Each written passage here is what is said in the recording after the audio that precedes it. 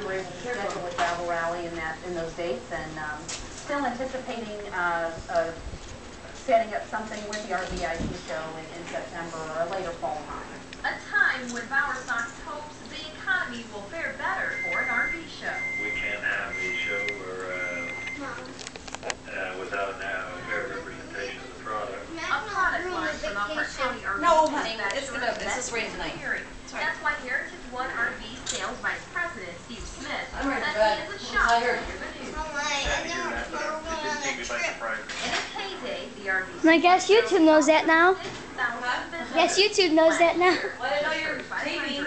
Smith says So you were just The camera is pointing at the window. You know, now I that thought you we were have taking to work pictures. with today, it's no Oh, longer no. where people go to debut their new models. YouTube, it's not gonna People know. can jump online as soon as changes are made. Whoa! Fairgrounds marketing manager Christy Ambrosen says that the RV show is headed You are impacting the community by bringing people here, to this area that will buy food at the local restaurants and visit the movie theaters and that kind of thing. Sorry, I'm just really afraid of storms. and a lifestyle. That's why Bowersox said The RV industry has moved a little bit back and moved back strong. So I'm kind of keeping a distance. It's like the 20th lightning strike, or bolt, whatever you want to call it. And it's 10 o'clock at night.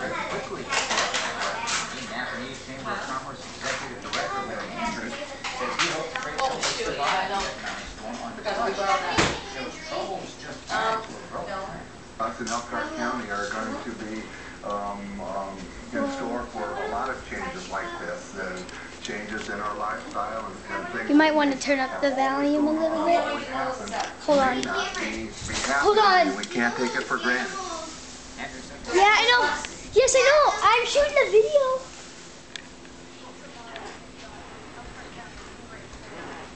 Might want to turn it up a little bit so you can hear the thunder.